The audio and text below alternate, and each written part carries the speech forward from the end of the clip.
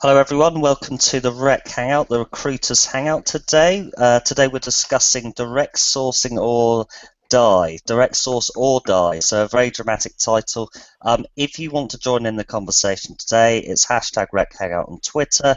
There's also the Q&A app on Google Plus event page. Go to the colleague blog. There's all the instructions on there for what to do if you want to join in and so forth. The Rec Hangout is sponsored by Colleague Software. I'm Louis Welcomme. Our host is Alan Whitford from Abtech Partnership and REC Euro. We're also supported by UK Recruiter, Louise Triance, who does the notes follow-up. Afterwards, whoever's signed up will get our notes and a few takeaways from this. And we're also supported by the Recruitment Alliance. And Mark Stevens is here, who is a fellow host as well. He's the founder of F10 Group. Our guest today is Jeremey Roberts from SourceCon. He's going to be talking to Alan a bit about sourcing, the trends, some of the tools, and so forth. We also have guests here with Mark, Elizabeth Will from Will Recruit, who's had 20 years' experience as a headhunter, and the other guest with Mark is Greg Mullins, from an online recruitment expert, and formerly at Reed. So there's my introduction. Alan, I'll hand over to you. Thanks very much.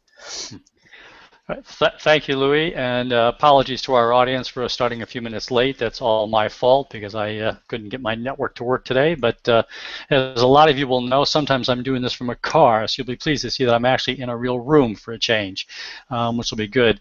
I think it's going to be tricky as Mark's got his two guests there. I think he's going to have to wheel them in their chair up to his camera when he wants them to actually participate. So we'll see how well, Mark, you actually do with bringing people in and out of the conversation. But the main thing is, Jeremy, welcome. Up early days for you to be up and to do this with us today. Yeah, thank you for having me. Good to be here. All right, where are you based right now, Jeremy? I'm in Dallas, Texas. Actually, north of Dallas, in the Denton area. So yeah, so only 6 hours behind us, and so actually you have plenty of time to get ready. It's a little early for me. A lot of people are already up and at 'em at this time, but so. I work virtually, so I tend to start my day, around 8. But this isn't bad at all. All right, not bad. Well, as a sourcer, don't you work 24/7? Absolutely. So no, I'm actually, we're always online. It's hard to disconnect. So that's something I hear constantly from my family. So I work pretty hard to disconnect after hours. But yeah, that's my tendency. Yeah. Well, Jeremy, when you and I were talking before the show, and we're trying to come up with a title, and I suggested, direct source or die, a little bit tongue-in-cheek, but you thought, hey, actually, let's go with that. I think certainly what I've seen, I'm sure you have, is over the last 3 or 4 years, the idea of companies actually doing it themselves has become more standard. That has been, well, I'm going to do my own recruitment. What does that actually mean? Because, well, I got to go identify, find, or source candidates, and then I got to do the next step was engagement. I would say that in Europe, we're still in the trying to figure out what sourcing actually means, whereas in the U.S., we might have shifted a little bit more towards the engagement side as well. But for our audience who might not understand the differentiation between what is a sourcer versus what is a recruiter, how would you define the difference? Yeah, that's a really big topic right now, and that's something we actually are in the middle of doing a survey to kind of identify what the difference is between a sourcer and a recruiter and people's responsibilities. So to take it back, like when SourceCon started in 2007, 2008 timeframe, sourcing was, finding people on the internet was kind of a new thing. There were people who were really, really good at it, and they were starting to build lists and do research for recruiters. So they would spend their whole day just finding people on the internet, building candidate lists, and then handing that off to recruiting. And so that was 2008, 2007, 2008 time frame. And it was really difficult. Kind of you had to be a little bit more technical to go out and find those people than you do today. Fast forward to current time, and in the States at least, we've gotten to a point to where it's a lot easier to build those candidate lists, and the sourcers are more often expected to present qualified, interested, available candidates. So instead of just building lists, in the U.S., we're expected to present a candidate into the process that's already been vetted and screened and interested in the job. So it's kind of evolved a little bit to the point now, last year I did a survey and 79% of the people surveyed with the title of sourcer were actually expected to do the first phone screen. So whereas previously they would have just handed that list off and the recruiter would have started the engagement process, it's drifted over into people with the sourcing title. So I think traditionally what is sourcing, it used to be candidate identification online or with phone sourcing or via networking. Basically, companies have evolved that definition into presenting a qualified, interested, available candidate into the process. So you know, what the act of sourcing to me is candidate identification, but you know, the community has brought that further into the process over the years. So if I look back at this, so when I first met Shelley Starkle in probably 5 years ago out in Las Vegas or so, this whole sourcing thing was a very, very you know, ephemeral, almost witchcraft kind of thing. And Catherine Robinson kicked off over here. But you're right, at that point it was, let me just go find people, and here's the list, because I'm not a recruiter and I don't want to get my hands dirty on that other bit, or maybe that's not my core competency. It sounds like, and I'd like to bring, if I could, Mark's guest in here, Elizabeth and Greg. It sounds to me like we're just saying sources are almost becoming what is an old-time headhunter I used to consider just part and parcel of my everyday job. Mark, have you got you know, Greg or Elizabeth there available to comment on this? And if you want to chip in on this, thoughts on this? Yeah. Yeah, so the question I guess I'll put to Greg and Elizabeth both is, you know, we've defined sourcer now as someone who not only just creates a list of candidates, but may even do that first phone screen. But as headhunters, wouldn't you say that's what our job always was to begin with?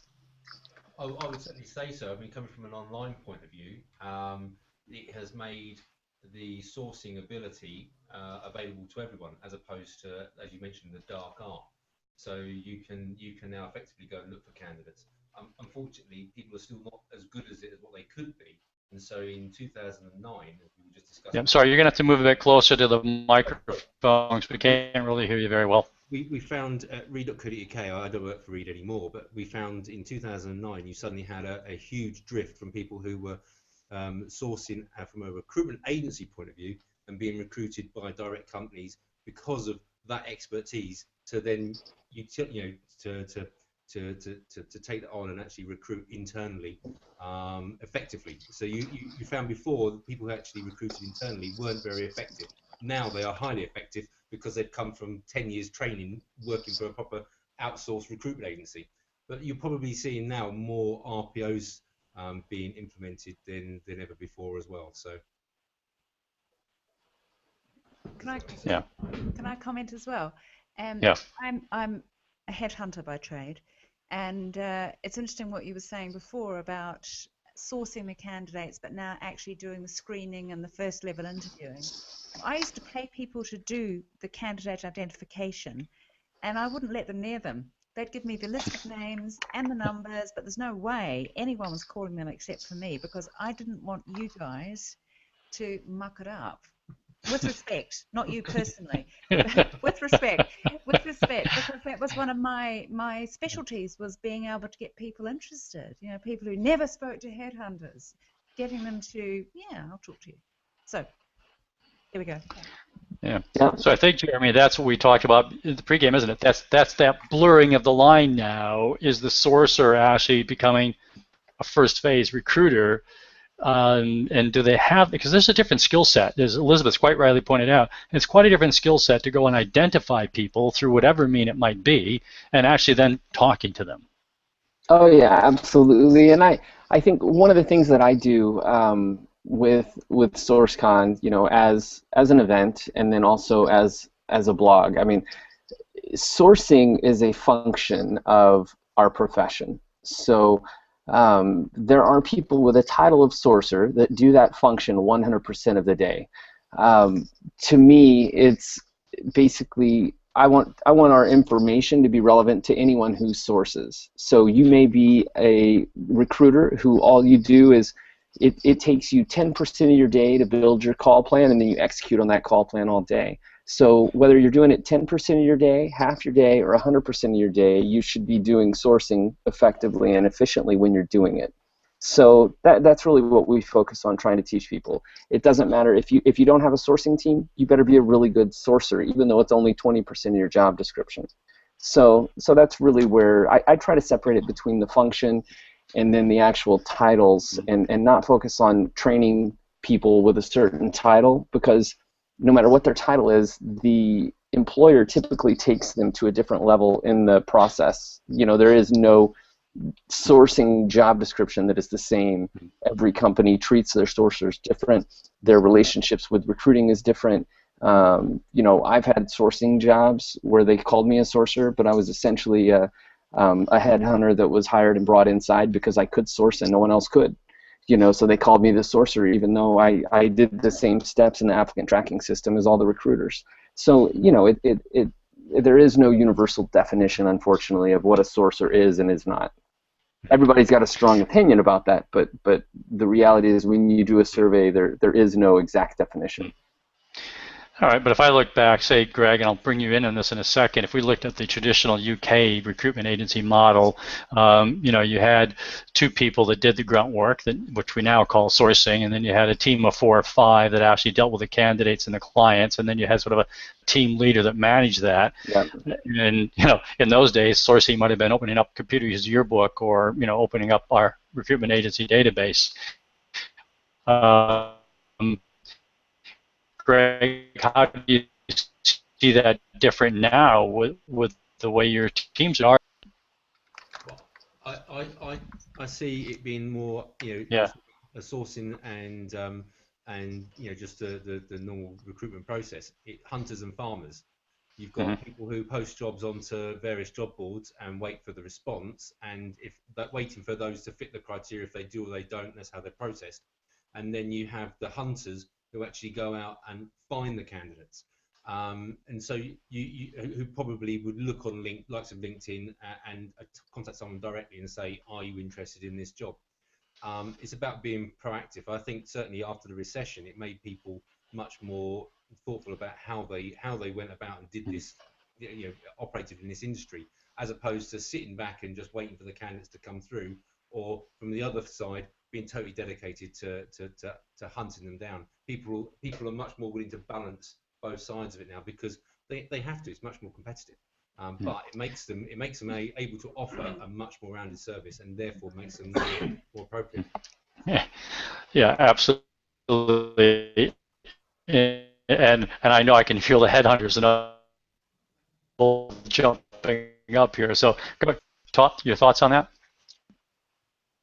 So, yeah. Sorry, lost you there. I was also going to say that I think as time goes on, you sort of realise a lot of what headhunters think about the skill of headhunting is actually a load of BS. I mean, it's not that difficult. And we like to say that we can do it because we're so much more clever. Nah, it's not that difficult. And so those first calls, by all means, I'm really glad that someone else does them. It saves me time and money. So. Can I just chip in with a couple of points? I mean, one thing that strikes me is that when I first started in recruitment about 15 years ago, the first thing I got trained in was sourcing. And you know, I wasn't even asked to pick up the phone and call a client until I knew how to find candidates that fitted a job. And so you were shown how to use all the sort of tools and technology to do that aspect of it. And that was the first stage in the equation as part of your training. What strikes me as one of the biggest game changers that has taken place in the last few years, and probably around the growth of LinkedIn, is that a lot more clients feel that they can actually do the recruitment themselves in-house and do the engagement piece because they can source people and find people easily through LinkedIn, although it's done very crudely the majority of the time. And that's reflected in the number of candidates that are looking to either remove their details on LinkedIn or hide their details. But this is feedback that we get quite regularly from clients, that a lot of the clients are trying to DIY their own sourcing and engagement. Yeah. Over to you, Alan. Yeah, I would say, well, I agree. And look, I trained as recruiter more years ago than I want to think about. And you're right, the first thing you had was sourcing. Well, in those days, that was, here was a file box of 3x5 cards, you know, and there's a couple directories where IT guys hang out and just go call them all. And we evolved. And I think when I talked to Catherine Robinson a few years ago, when she would say, well, look, everybody thinks I'm just an internet sourcer, but I was sourcing candidates long before, you know, all of these internet tools were there. That was just part of our job, particularly in headhunting, where we identified, we talent mapped, and we talked to those companies, and then we found people in the companies, and then we sourced them, and then we had the engagement piece, the conversations.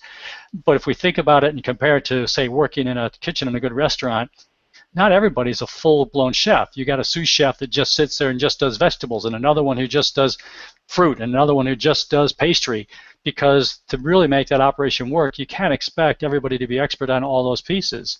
So when I look at what you're doing at SourceCon, Jeremy, I wonder, I mean, where do your own members and your readers, where do they consider themselves? Do they say, hey, I just love the hunt, and that really, let me just focus on that? You know, our group has gotten to be so diverse. I think early in the day, like I said before, in 2007, 2008, I would think our entire audience, or at least the early SourceCons that I went to, I think 2010 was the first time I went, but it was very much focused on the talent identification. And now, when you look at the audience, it's about 70% recruiter title, wanting to get better at the hunt. So they may not actually be you know, experts right now, but they're focused on becoming better at the hunting side. So, you know, we're a very diverse group right now. So. Well, do you think that, and Bernadette Velius, who's one of our regular providers of commentary here on this thing, she believes that maybe in the U.S. sourcers are taking on more responsibility because of, you know, perhaps a reduction in headcount within the recruitment or resourcing or HR department. So they almost have to take on more. Do you think that's something you're seeing with your readers? You know, I don't know what it's like in the UK or other parts of the world with regard to compliance and the processing of candidates, but it's gotten ridiculously burdensome in the U.S. to process a candidate through the system. With the way the economy was from 2008 till present, there's so many unemployed people, and you have to process every candidate. You have to look at almost every candidate unless you use some sort of technique to look through them, you know, at certain layers only. But to disposition candidates, you would get 200 to 300 applicants easily on every job, and you have to look at them. And so what I saw, the first time I was brought into corporate recruiting from a third-party setting was because the internal recruiters were spending their entire day dispositioning candidates who should not have applied to jobs in the first place. But they had no time to hunt because they were just, for compliance purposes, they had to look at everyone even though they weren't a fit. So because of high rec loads and too many applicants, the internal recruiting teams have just been bogged down with paperwork over recent years. So sourcers have had to move on and start submitting qualified, interested, available candidates, because what good does it do to give a list of 100 names to someone who has no time to call anyone? You know, so that's the main thing I think that kind of brought those sourcing teams. They built sourcing teams who were building lists, but you just give a bunch of names to somebody with a backlog, it doesn't do anybody any good. So really, OFCCP compliance and EEOC guidelines, and that really led the charge for more sourcers. And you talked about candidate experience a few weeks ago with Jerry. You know, you can't ignore all these people, even though they probably shouldn't have applied for the job and they're not a fit. Unfortunately, if they apply, you know, you need to give them some sort of feedback. You have to look at them to keep a positive image for your brand. And so, you know, the candidates have also created the problem. Everybody complains about the black hole, but if candidates would stop applying to things they're not a fit for, there wouldn't be as big of a black hole. You know, so it's a complicated issue.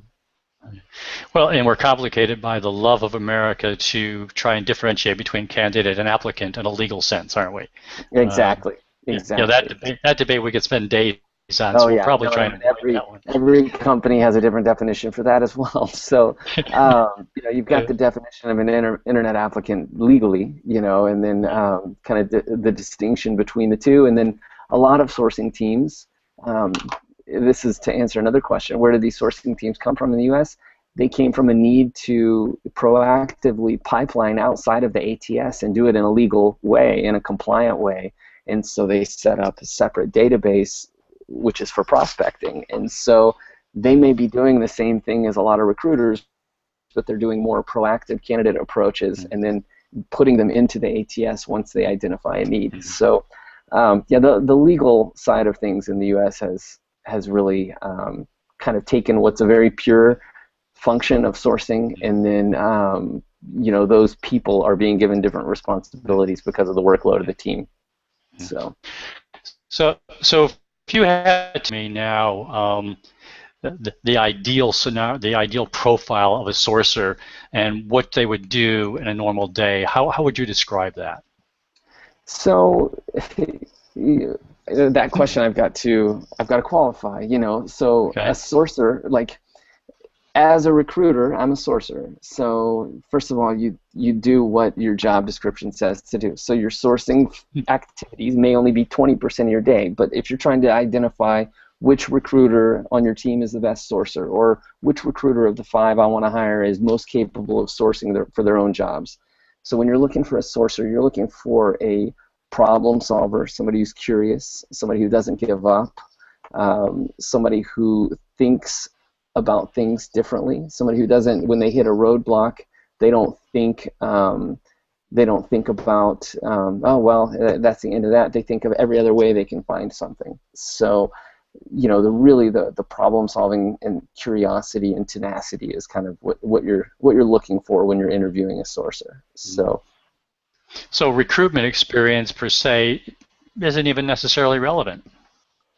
Sales skill and not necessarily recruitment. Sales skill is, it depends on, if you've got a training function, obviously, in your firm. There are a lot of people who don't train their own. They would rather, especially internal departments, would rather hire a third-party recruiter because they know if you've survived a few years as a third-party recruiter, you can count on the fact that they'll be able to transition in and recruit. And then you teach them all the compliance and OFCCP guidelines and kind of the internal corporate workings of your organization. But if somebody's going to be a good sourcer, they need to be curious and they need to be a problem solver. And I think one of the examples I would give, I always train people on Boolean search, okay? And then you'll spend an hour teaching them how to build a Boolean search string. At the end, they write down the Boolean search string you created with them, and then they go and just use that. And then about 3 weeks later, you hear from them, and they're like, oh, your string broke. And it's like, no, the string didn't break. I taught you how to create it based on the way LinkedIn functions right now, or based on the way that particular search. They miss the 50 minutes where you're showing them how to think and create a search string, and then they just use the string at the end of the class, and then they come back and say it broke. A good sourcer is the kind of person that they would look at that string and take it apart and rebuild it when it breaks. And that's the difference in kind of a transactional-minded person who doesn't really get how to solve the problem. They're just using the solution you give them. So that's what you're trying to avoid. All right. I'm going to do a quick reset here with Louis Welcomme and Mark Stevens hosting Rec Hangout. That's hashtag REC Hangout. We have with us our special guest today, Jeremey Roberts, editor of SourceCon and a major domo of sourcing in the U.S., who's gotten up bright and early in Dallas to share his knowledge and expertise with us.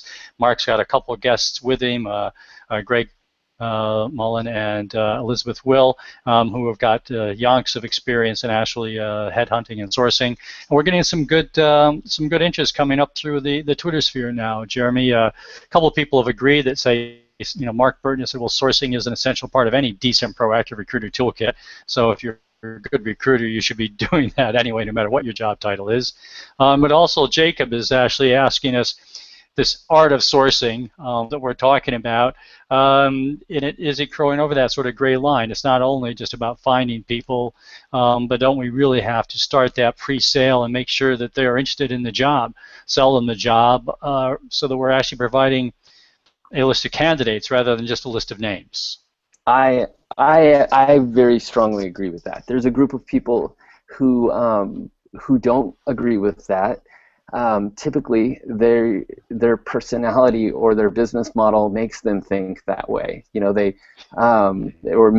if you look at the people who think that you should still just be building lists of names as a sourcer, they typically don't have the personality to engage, or they're monetizing training about building lists. So that, you know, I think anybody who doesn't fit one of those groups has moved on and understands that if you're not presenting qualified, interested, available candidates, it's not real valuable anymore. And anybody can build a list. There are tons of programs out there where you can build a list of names. The problem is those lists of names have received so many messages that a list of 100 names is not as valuable as it was 5 years ago, because those people are ignoring their email, they're ignoring their inbox in LinkedIn. And you know, if you're like me, I think I've got 98 voicemails on my phone, which half of them aren't people I even know. You know what I'm saying? So really, you've got to be pretty artful to get to me. So. Yeah, I appreciate that you're using the IQA phrase that Hank Stringer, interested, qualified, and available.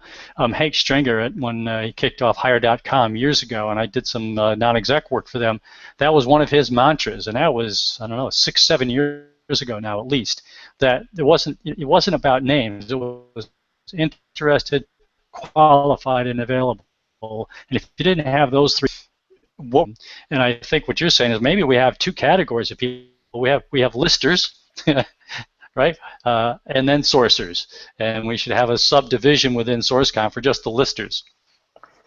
Yeah, you know, we'll show you how to build that list, but we definitely do that. That's a big part of our agenda. We'll show you how to build the list, but most people aren't going to see the value in that list unless you can get one layer deeper and find the people in that list who are going to take their call when you hand it over, and that's the big thing. Somebody asked me the other day, does it make me a worse sourcer because I don't do engagement or I can't do engagement?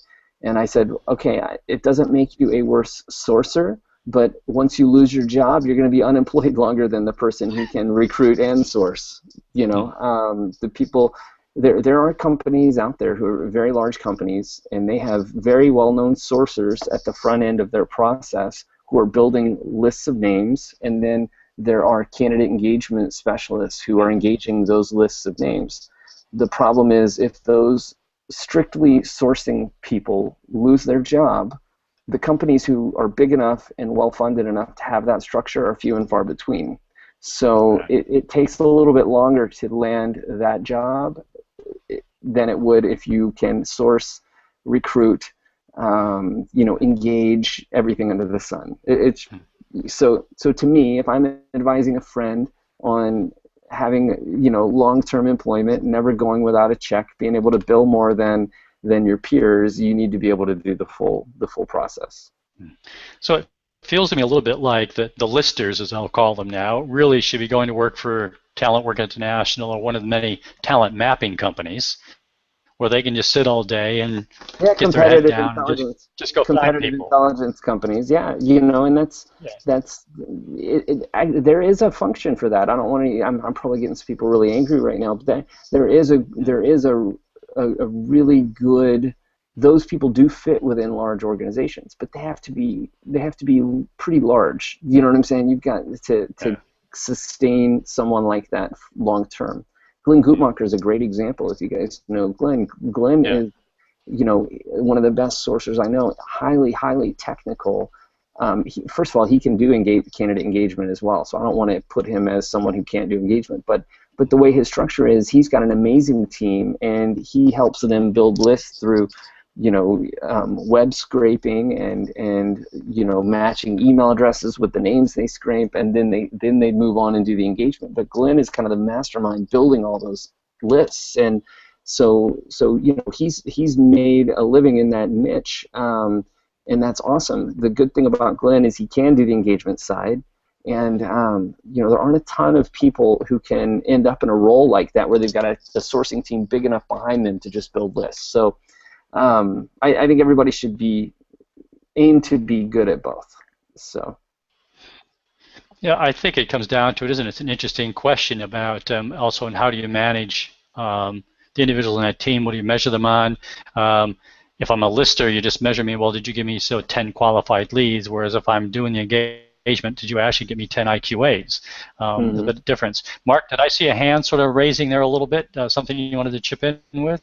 I was just hoping I could get Jeremy to give us a bit more insight into the processes that he would encourage a sourcer to follow. He mentioned sort of starting off by creating Boolean strings, and I'm interested to know sort of how long would he spend developing those Boolean strings, and where would he test them to start with? Would he go straight to LinkedIn? Is that the starting point? And I'm interested to know where an experienced sourcer like Jeremy, where he would go in terms of the stages in the process to get that strong list of potential candidates together.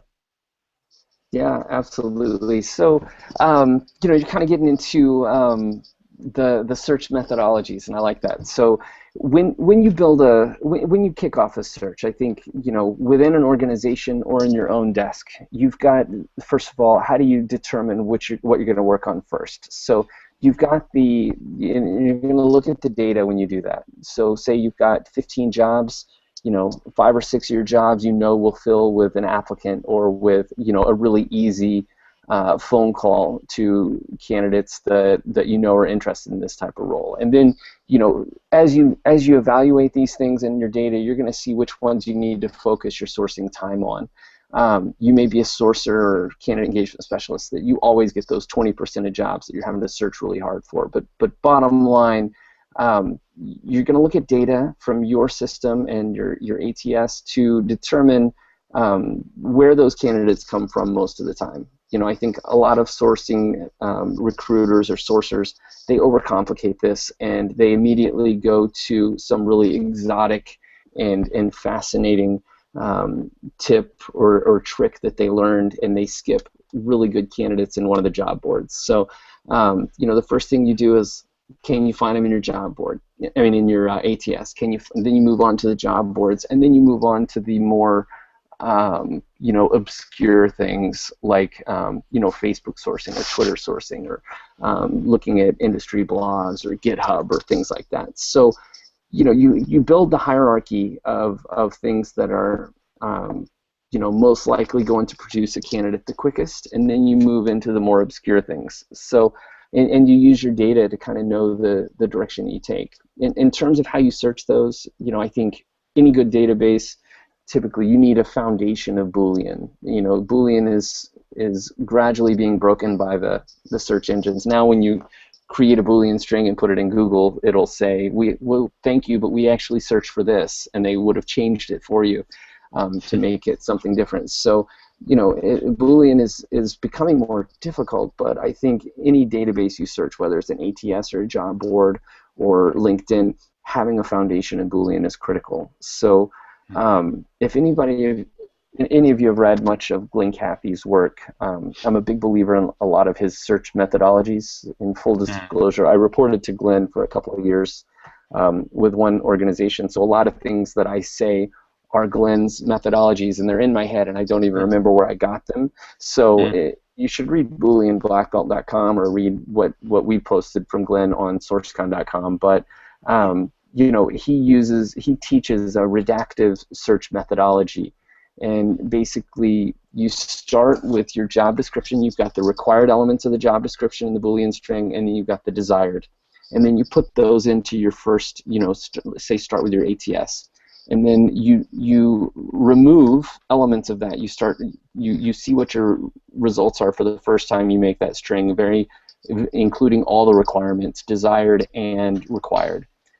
If you don't have enough candidates, you pull off some of the desired things until you've got a good candidate pool to work from, and then you start working from there.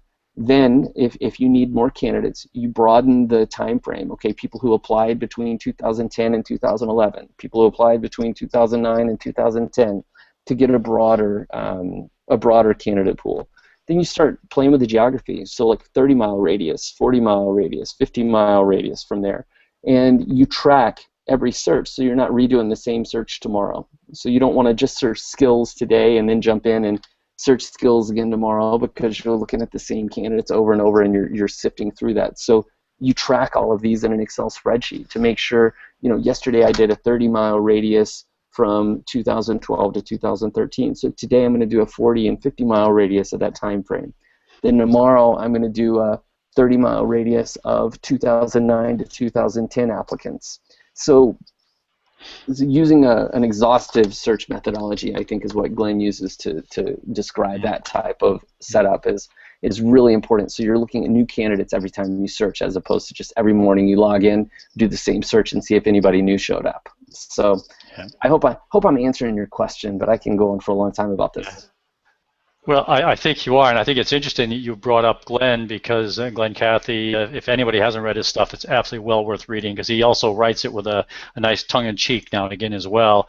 And in fact, Jacob, one of our viewers, actually pointed out that he recently wrote a blog post about pipeline building versus just-in-time sourcing, which again is Glenn thinking a bit outside of the thing. It's not just here's a task, go do it. He's trying to think about, there's different ways that you should be doing those types of sourcing.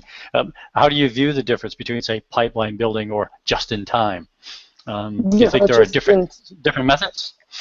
Yeah, so I think really sometimes pipeline building isn't really that different from just-in-time. In my mind, I haven't read this post very recently, so I may not be using the same definitions as Glenn. But so when it comes to, I think the big difference is, are you building a talent community or are you doing just-in-time sourcing? And so what I see a lot of people fail at is they say they want to build a talent community, and then if you build a talent community with 200 people and you're trying to get them interested in your jobs and you're trying to keep the conversation going in the community, back and forth amongst each other, as well as with the organization, and up and down and side to side conversations going in the talent community.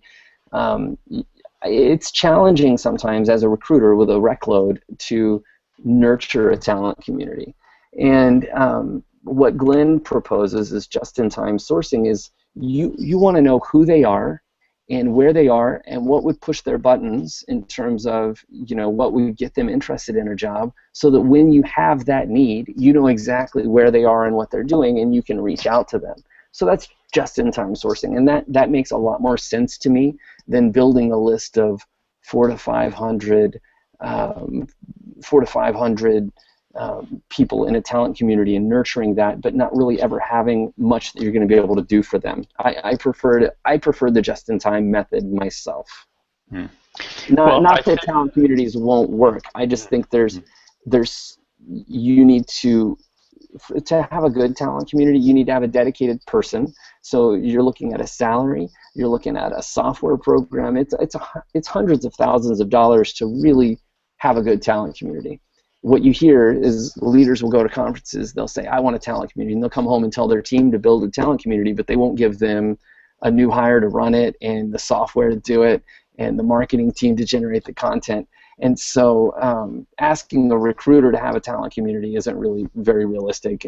From a recruiting perspective, unless they give us all those resources, we need to focus on just-in-time.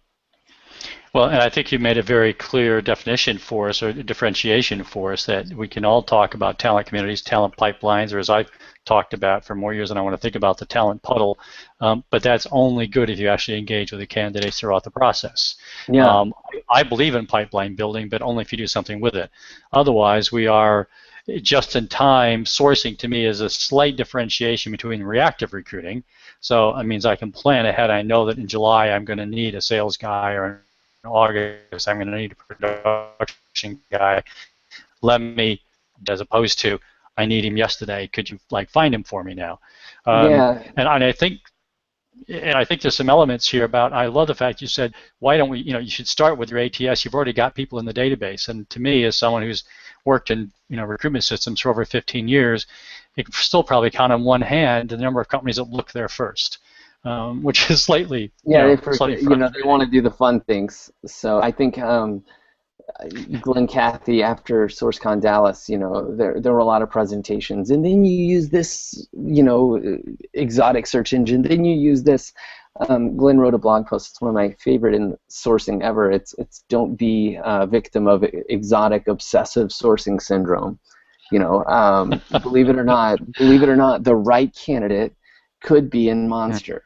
That's a bad word. You may not want to tell your client, but the right candidate could come from Monster. And if you can place something in 3 days by using Monster, as opposed to creating a weird Boolean string and putting it in Bleco and finding them on a blog, why wouldn't you just go with the candidate in Monster? So don't try to be cool. Try to fill the job and do your job as quickly as you can. So. Well, so I got a slightly different view. So Mark is suggesting that if you look in your database first, but your competition sources are actually already out there in the rest of the world, does that mean I might lose out on some of that talent out there? So if the other guys are doing the exotic stuff and I'm just there looking at my database first, am I behind the 8 ball? I think that's maybe lost out. Yeah, that's a really good point. And Mark, I think that depends on your desk. Okay, I worked at a large aerospace and defense contractor. One of 3 companies in the country who built the type of satellites that we built. Over the 30 years with this company and the 10 to 15 years of candidate applicant data that I had access to, I knew pretty much 90% of the people who did this type of work had applied at some point. And so in that situation, I knew there were more in our database than there were on Monster. That said, I agree, Mark, maybe one quick search on Monster to make sure there are no new people that I missed last time, but I knew that the candidates were in the database. Other companies, if you're searching for a different specialty, you may not have that luxury of knowing they're in the database. So it's knowing your requisition and knowing, where you're filling the jobs from, looking at that past, data is really helps to make this decision. So yeah, I wouldn't say you always start with your ATS, you always start with a job board, you always start with social. It's about knowing your desk. And where do you think the technology, and I'll come back to you in a second, Mark, where do you think the technology piece is? I mean, ATSs have the capability to do a lot more. We're seeing a lot of automated scraping, automated sourcing tools being marketed to us as plugins into your ATS, and click here to the web, or it'll go, search a lot of different places for you and bring it back in. If I'm going to be able to start automating a lot of that, do I even need a sourcer? Yeah, I mean, that's where it's getting complicated. You may not need a full-time sourcer. You may need a recruiter who is a sourcer. You may need, so that's another thing. The manager needs to know their department. I mean, is your rec load such that you can hire a few really good recruiters who can source, or do you need, every team has to look at where their backlog is happening, and based on where the bottlenecks are occurring, that helps you determine, do you need another recruiter who manages the full process, or do you need another sourcer to put more names in the front end of the funnel? And so every company is different. Well, and I think we're heading to some of that. We're getting some similar comments from a couple of people. Toby's talking about that if sourcing becomes more automated in future, we're back to the skill set that is actually much more about engagement. Jacob wonders whether maybe there's not be finding people that are just now mapping the skill set of the job itself, but as sourcers, can we start looking for potentially the ability to obtain the skills that the job might have? Can we look for potential as sourcers and try and bring those into the mix? Or are we limited as sourcers to, that's the skill set I was given, that's what I've got to go look for? That's why I personally, I prefer, I'm a really good sourcer, but I like to be in a recruiting seat where I can influence those things. So I like to be the recruiter who's doing the intake call, and I can say, well, if you want 100% of those skills, this is how long you're looking to wait, and this is how scarce that is. If you can give on these 3 things, we could probably get it filled in the next 30 days. So personally, that's the challenge that sourcers have is you get a requisition from a recruiter who didn't have the nerve to push back on the hiring manager, and then you're expected to just go and create candidates all day who may or may not exist. So, the toughest part about being a sourcer is if you're behind a recruiter who doesn't have enough client control, then you're just spinning your wheels, and you give them 3 candidates who are impossible to find, and they say, great, send me 3 more because I can't control this hiring manager. So, it all breaks down if you don't have good recruiters running the deal. So, perfect. I'm going to do a final sort of reset. We got about 10 or so minutes to go. This is Alan Whitford of Rec Hangout, ably supported by Louis Welcomme from Colleague and Mark Stevens of F10 Group. And our special guest today is Jeremey Roberts of SourceCon, who's a longtime recruiter, sourcer extraordinaire, and wears a lovely hat as well. So those of you that are only listening won't actually have the benefit of that. And Louise is taking care of the kids again today. So, but you will get her wrap up afterwards. And I want to do a shout out to one of our viewers today, Audra, who was on the same line as saying, well, we're looking for more qualified passive candidates. But then she created a Boolean string and sent it to me. I think just to show that she could, with the ors and the ands and the ands and the ands and the ands in her Boolean string. So, Audra, I'll have to try it out later. I'm not quite sure what you wanted me to do with that string, but I'll put it in Google later and see if it does anything. But it does show, and I actually have a Boolean cheat pad that I have here that Johnny from Special Social Talent did about 3 years ago. Nice. So, I keep that. That's my mouse pad. People walk by me and they go, "What is that?" And I go, "If I got to do some searching, I don't have brain capacity to remember everything there is about Boolean searching. There's my cheat pad, so I can do it again." He's automated that, actually, Alan. Yep. Yeah, what do you mean automated? Yeah. Go ahead, Mark. Yeah, Mark, actually, you wanted some comments? Johnny has automated that now. So if you go onto his site, you can actually use his cheap Boolean service where you put your keywords in and it will create your Booleans for you and give you alternatives as well. It's pretty good, actually. Oh, well, that's cheating, isn't it? If I can't write the Boolean search, it doesn't count, right? Alan, they have these mouses now that, with lasers at the bottom as well. Thanks, Louis. Thanks. Mark, have your guests got any other sort of comments? This debate, again, around perhaps the pipelining or just in time. How does Elizabeth see that, for example? Did you want to, Jimmy? Could you ask that question again? Sorry, could you ask the question again, please, Alan? Yeah, so Elizabeth, I guess for both of you there, how do you see this question between sourcing as a just-in-time to sort of get people when recs are coming up versus talent pipelining? Personally, I've always found it very expensive to maintain a database ongoingly. It's always been, for me, I'd go back and look at the database, of course, but then it would be sort of starting over again from scratch, just in time. Thank you. Yeah, the thing I like about just-in-time is just-in-time is something that can be controlled. It can be controlled by the recruiter. I'm not saying a talent community can't be built, but that's more of an enterprise decision. You need enterprise backing. You need more support for a true talent community. So, as an individual practitioner in the space, you can control the just-in-time recruiting. You know what your specialty areas are you work on. You know how to identify those people, and you can do that yourself. And that's the great thing about it. Yes. Yes. Yeah. But Greg, I'd like to ask Greg as well, from an agency perspective, looking back at your Reed heritage, we built lots of databases, as recruitment agencies, but do we have a slightly different perspective from an agency standpoint than maybe from an in-house recruitment standpoint in terms of what the sourcer might do? Did you see those talents being different, and is just-in-time still the byword for a recruitment agency? Well, I didn't actually work for the agency stuff. I worked for read.co.uk, so the online. So essentially, we were the database. What's interesting is that from a recruiter's point of view, I can see having a database being handy if you only recruit in nuclear physicists, because then, as the other gentleman mentioned, you're going to have pretty much everybody that is involved in that industry. When it comes to being a more wider option, you're doing from accountancy to office staff, then having a database is only as good as how often it's refreshed.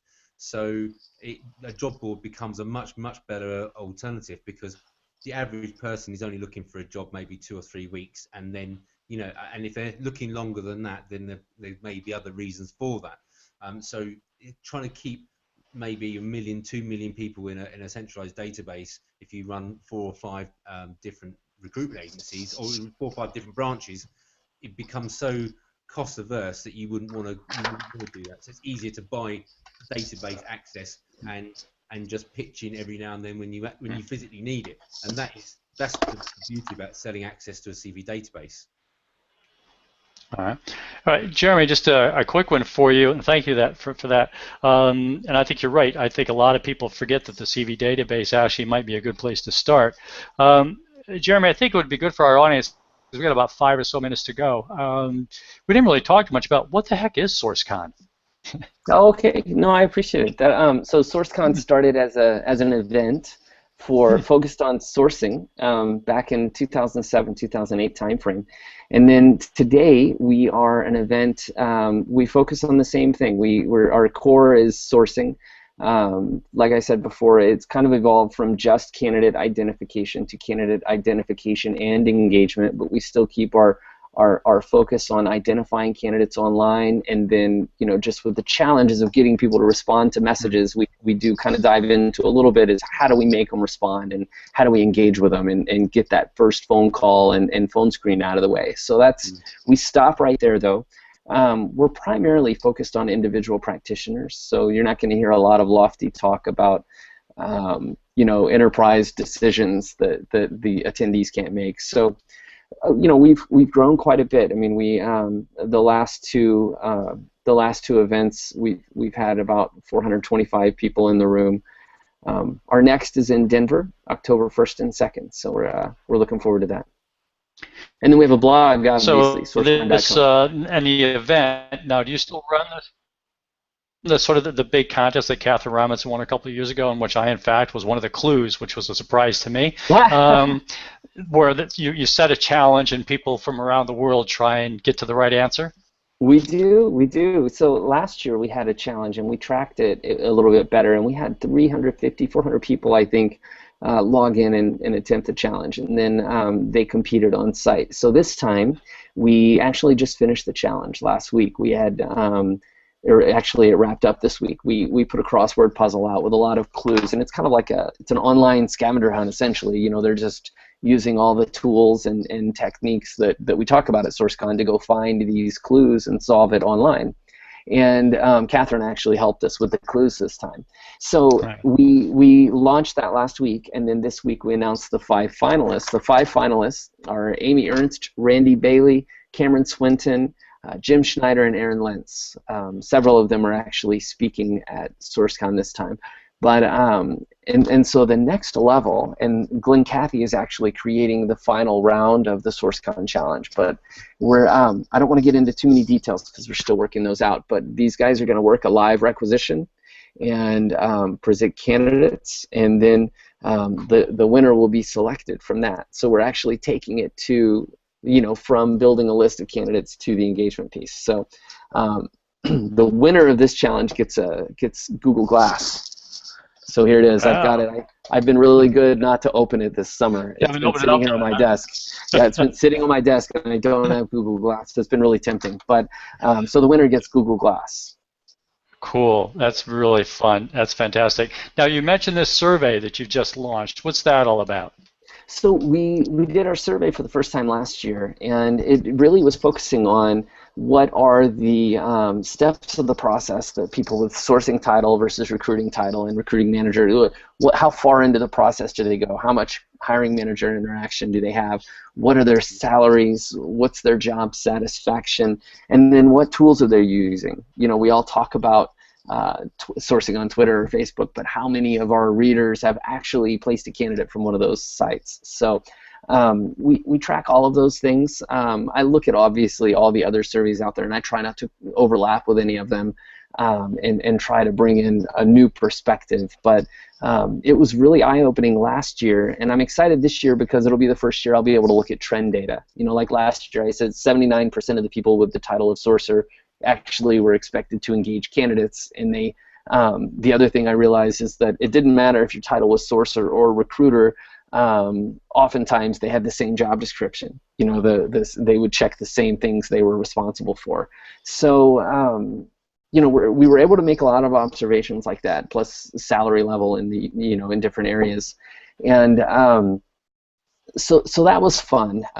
But this year I think it will be even better because we'll be able to say, hey, that number went from 79 to 85 or to 70. So you know, and then also how long have you been with your current employer? We start to get some ideas of how stable it is right now. And typically with sourcers, if their moods are good and their job tenure is strong, the economy's doing well, because sourcing is the front end of the funnel. And so if there's a lot of hiring projected, the sourcing teams are doing well and they're growing.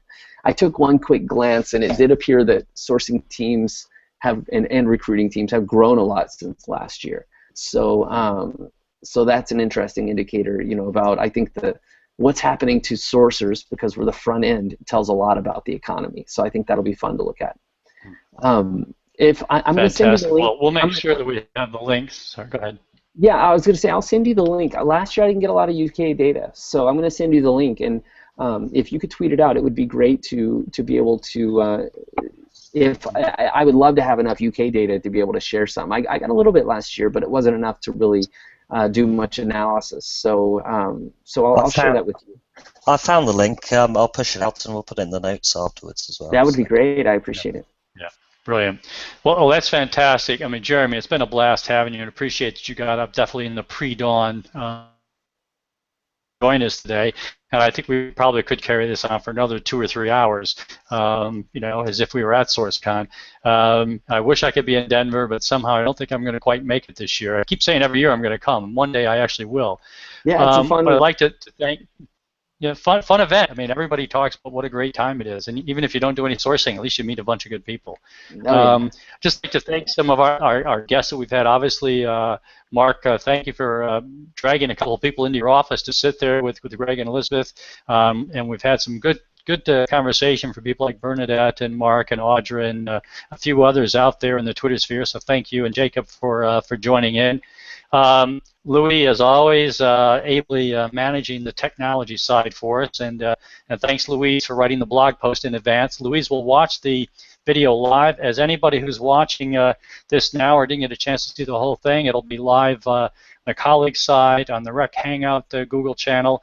I'll get it up on RC Euro tonight. Jeremy, you'll be, you know, all well and good if you want to stick it up on the SourceCon site later as well, because it's available.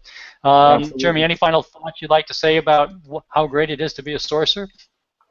You know, I love it. It's my favorite part of the recruiting function. I think if you I don't know, if you're a manager in recruiting, or if you are a recruiter or a sourcer, it's the most important piece of the puzzle. If you can't figure this piece out, everything else is a waste. And you know, unless just for some reason you have an amazing job board at your company and everybody's applying. But you know, it's the most important part of what we do. So.